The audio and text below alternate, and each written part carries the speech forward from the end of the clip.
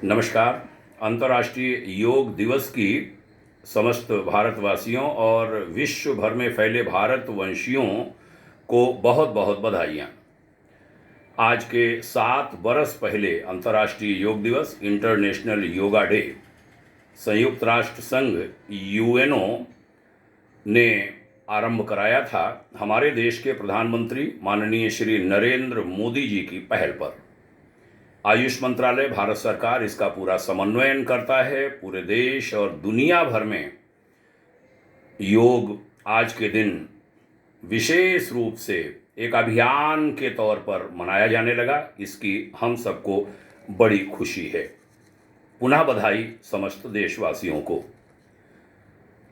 व्यष्टि से समष्टि तक और समष्टि से परमेष्टि तक, और यूं कहूं कि नर से नारायण बनने तक की जो प्रक्रिया है, उसका जो मार्ग है, वह है हमारा योग दर्शन, पतंजलि ऋषि के द्वारा प्रदत्त।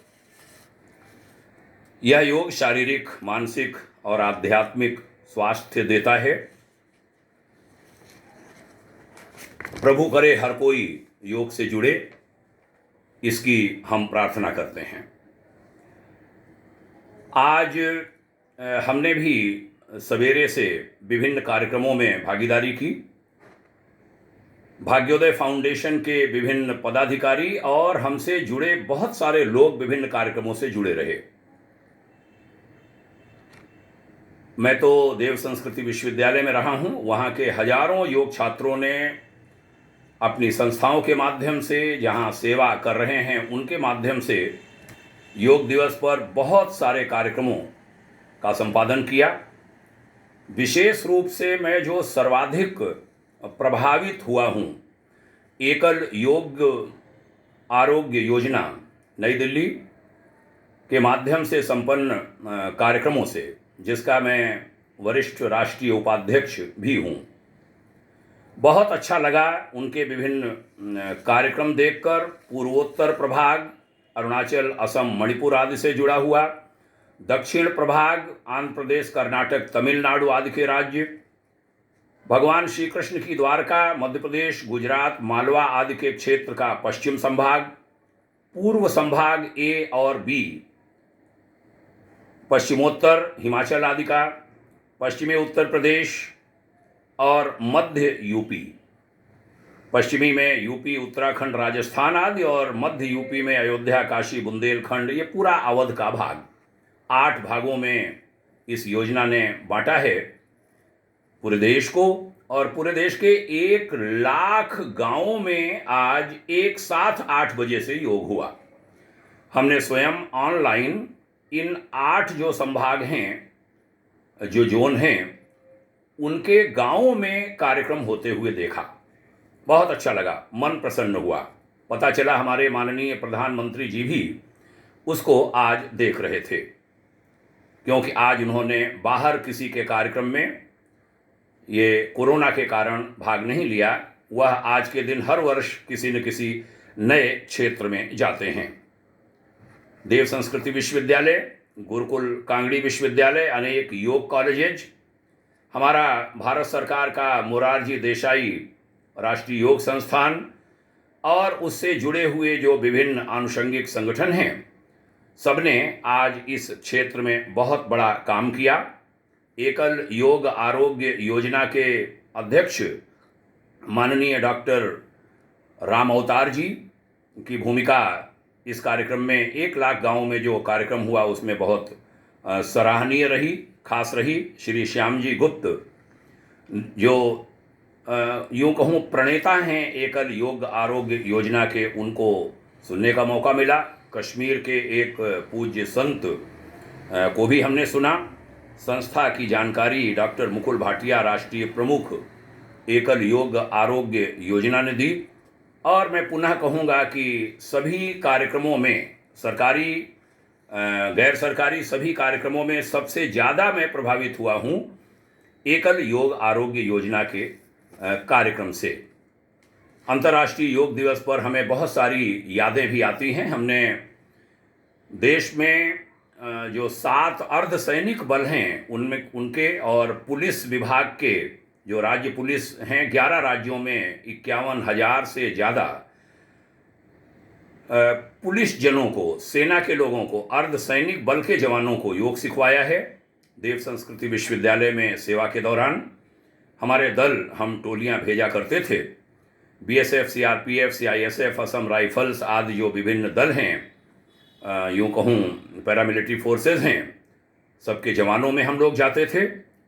श्री प्रकाश जायसवाल जी, तब के गृह राज्य मंत्री, भारत सरकार ने विधिवत आदेश किए थे मेरे अनुरोध पर समस्त महानिदेशकों को, और यूपी पुलिस में माननीय सुलखान सिंह साहब उस समय डीजी ट्रेनिंग थे, उनसे आदेश कराकर हमने 35,000 पुलिस कार्मिकों को 110 सेंटर्स पर योग सिखवाया था, जिसमें 35 में हम लगभग 25,000 कांस्टेबल्स तक जा सके थे। सीतापुर स्थित पुलिस ट्रेनिंग कॉलेज में मैं स्वयं गया था। 425 पुलिस सब इंस्पेक्टर्स को संबोधन कराया था।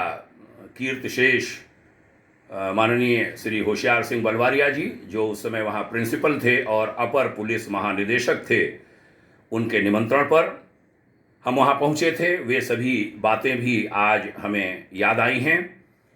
अनेक स्कूलों, कॉलेजों, निदेशालयों, सरकारी विभागों आदि में भी हमने योग के विभिन्न शिविर करवाए थे, और हमारे डीएसवीबी के विभिन्न छात्र छात्राएं उन सभी घटनाओं को जानते हैं।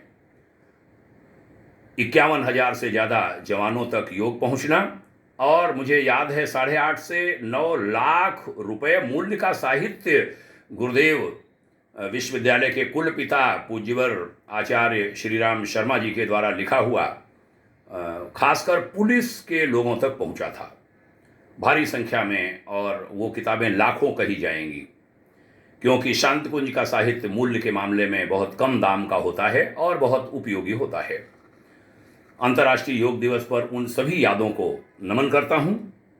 पुनः बधाई देता हूँ पूरे देश और विश्व के सभी योग साधकों को, और योग के कार्य में लगे हुए जितने योगाचार्य हैं उनको सबको बधाई, और उनका एक दर्द भी आज बांटूंगा। आज एक फेसबुक पोस्ट आई, उसमें एक युवा योगाचार्य ने लिखा कि योग करते रहिए, रोजगार और नौकरी से हाथ धोते रहिए।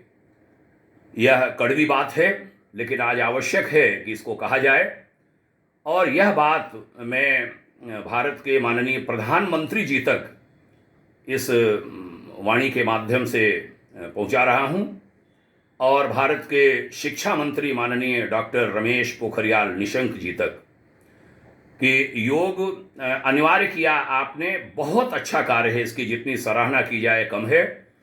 योग को अनिवार्य कर दिया है, अब उसके नंबर भी जोड़े जाएंगे, इसलिए योग की महत्ता बहुत बढ़ गई है। लेकिन शिक्षकों, प्रोफेसरों के पद योग के बहुत कम जगहों पर हैं। उत्तराखंड संस्कृत विश्वविद्यालय जैसे कुछ संस्थानों को छोड़कर, गुरुकुल कांगड़ी जैसे विश्वविद्यालयों को छोड़कर, जो सरकार के हैं, और देव संस्कृति विश्वविद्यालय आदि में तो हैं, वो प्राइवेट विश्वविद्यालय है संस्था का। तो अनेक विद्यालयों, स्कूल, कॉलेजों, महाविद्यालयों, विश्वविद्यालयों में योग आचार्य के पदों के विधिवत सृजन की बहुत जरूरत है, नहीं तो ये प्रयास असफल जाएगा, मैं कहता हूं। क्योंकि योग जैसी भारत की सबसे प्राचीन विधा, उसको फैलाने की इतनी आवश्यकता है, और उसको ठेके के लोगों को हमने दे दिया कि ठेके पर योगाचार्य रखे जाएंगे। अपमान होता है। योग गुरु है वह, और बहुत अच्छे अच्छे योगाचार्य हैं, सामान्य नहीं है। मैंने देखा है हमारे कम से कम 1,000 से अधिक योग आचार्य तो मेरे सीधे संपर्क में हैं, जो एमएससी हैं योग में, पीएचडी हैं, एमए हैं, पीएचडी हैं, विभिन्न संस्थाएं चलाते हैं। वे सब रोजगार के लिए प्रयास करते हैं और परेशान होते हैं, हमारे पास भी आते हैं। कई जगहों पर हमने भी उनको सेवा में लगवाने का प्रयास किया है। मैं प्लेसमेंट ऑफिसर था विश्वविद्यालय में, उस नाते भी कुछ अनुभव थे। तो अनेक लोग संपर्क करते हैं कि योग गुरुओं की दुर्गति है, हमारे देश में। तो योग करते रहिए और रोजगार और नौकरी से हाथ धोते रहिए। ऐसी फेसबुक पर खुलेआम किसी योग गुरु के द्वारा, युवा योगाचार के द्वारा पोस्ट लिखना हमारे आप सभी के लिए बड़ी शर्मिंदगी का विषय है। आज जब अनिवार्य किया जा चुका है योग शिक्षा को और विद्यार्थियों के उसमें अंक जोड़े जाएंगे, तब आवश्यकता है कि सक्षम योग शिक्षकों को विधिवत रखा जाए, उसके लिए पद रखे जाएं। और भाग्योदय फाउंडेशन आह्वान करता है अपनी बात को समापन करते हुए कि जो पीटी टीचर होते थे, फिजिकल टीचर, उसके अनेक पद, खासकर उत्तर प्रदेश में, उत्तराखंड में 2 जगह में रहा हूँ, दिल्ली में इस समय हूँ, वहाँ पर भी तीनों राज्यों का हमें मालूम है बहुत सारे पद खाली पड़े हैं, क्योंकि नियुक्तियाँ बड़े लंबे समय से नहीं हुई हैं। उन पदों को योग शिक्षा के रूप में, योग शिक्षक के रूप में कन्वर्ट कर दीजिए, रूपांतरित कर दीजिए, बदल दीजिए, परिवर्तित कर दीजिए। और उसके लिए पदों के क्रिएशन की भी, सृजन की भी आवश्यकता नहीं पड़ेगी। उसके लिए विधिवत बजट उपलब्ध है और वह बजट खाली जा रहा है, लैप्स जा रहा है। तो ऐसे कुछ प्रयास करके भारत के माननीय शिक्षा मंत्री डॉक्टर निशंक जी इस दिशा में पहल करें और थोड़ा सक्रियता से पहल करें। और मोदी सरकार में माननीय मोदी जी ने तो योग के ऐसे व्यक्ति हो गए जिनको इतिहास कभी भुला नहीं पाएगा सदियों सदियों तक, कि उन्होंने अंतर्राष्ट्रीय योग दिवस भारत की ओर से आग्रह करके यूएनओ से बनवाया था। माननीय मोदी जी से अप्रूवल लें और योग शिक्षकों के पद लाखों करोड़ों की संख्या में पूरे देश में सृजित हों, भरे जाएं और योग शिक्षकों को उसमें रखा जाए। योग बहुत फैलेगा। बहुत धन्यवाद, बहुत शुभकामनाएं यहाँ तक सुनने के लिए। आप सभी के उज्जवल भविष्य की मंगलमय कामना करता हूँ।